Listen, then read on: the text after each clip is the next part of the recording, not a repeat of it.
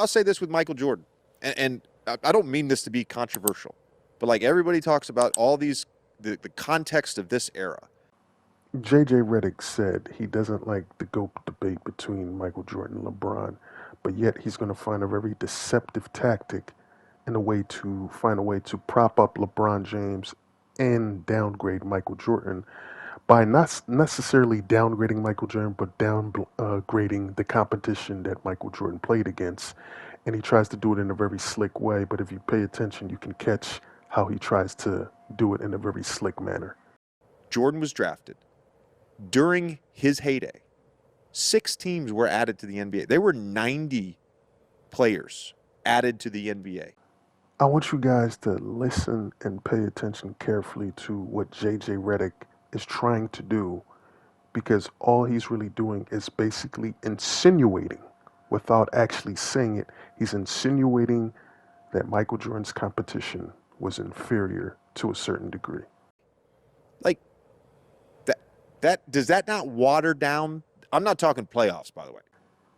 He's trying to seem like he's being objective. That's all he wants to portray by not saying the playoffs.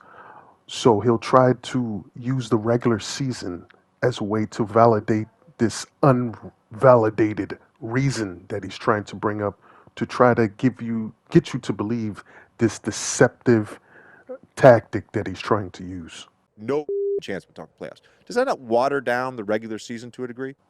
I'm going to let you listen to some former NBA players dismantle and show you how this argument has no validity, no substance, nothing of any real importance to even make an argument with.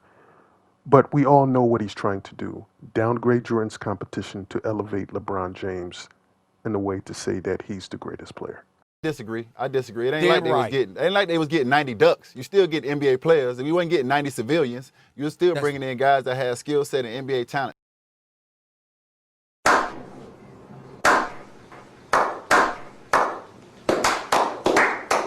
So if you could say today we got the 2-way contracts where guys go to the G League and come in. So does that mean the league watered down now? Gotcha, bitch.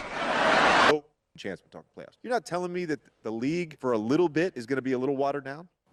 I want you guys to actually listen to the response that Bonsi Wells gives, because it's just based off of logic and just simple common sense. And it completely eradicates J.J. Redick's nonsense about the league being watered down during the 90s. Because that's not reality. It wasn't 90 new players that you just found off the street that came into the league. They had an expansion draft, am I right? They was drafting dudes. I think it was 3 expansion drafts. Yeah, they drafted people off the team. The dudes that was already in the team, so it wasn't like and they would just be like, playing on there. They're like, hey, camera guy, you want to play? You want to play tonight? Got him! Got him! Call some of your Don't be a homies. Charlotte Hornet. Hey, cheerleaders, you got a boyfriend? See if he can come play. Like, they wasn't doing that. It wasn't like that. So I mean, I don't know what he's talking about. Udonis Haslem, Bonsi Wells, Rasheed Wallace made great points, especially Bonsi Wells' expansion draft. They weren't picking guys from anywhere. They were picking guys actually that were already in the NBA. And by J.J. Redick's logic, Udonis Haslem destroys him by saying, well, there's guys in the G League that intertwine between the NBA and the G League. So what does that mean? That the current NBA is watered down? This logic, this tactic doesn't make sense. It doesn't have any validity, because all it is, it's the same perpetual nonsense that these LeBron sycophants and J.J. Redick, you are associated with him. So we understand what you're doing and what you're trying to portray. You guys need to tear another generation or another player down to prop up LeBron James. Here's an idea. Let LeBron James' game do the talking. Like Michael Jordan let his game do the talking. You don't see Michael Jordan going down to ESPN or First Take or Undisputed to justify how great he is, or always have to remind us how great he is.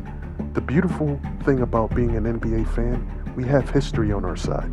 So the nonsense that J.J. Redick is saying is easily refuted and easily debunked with simple research.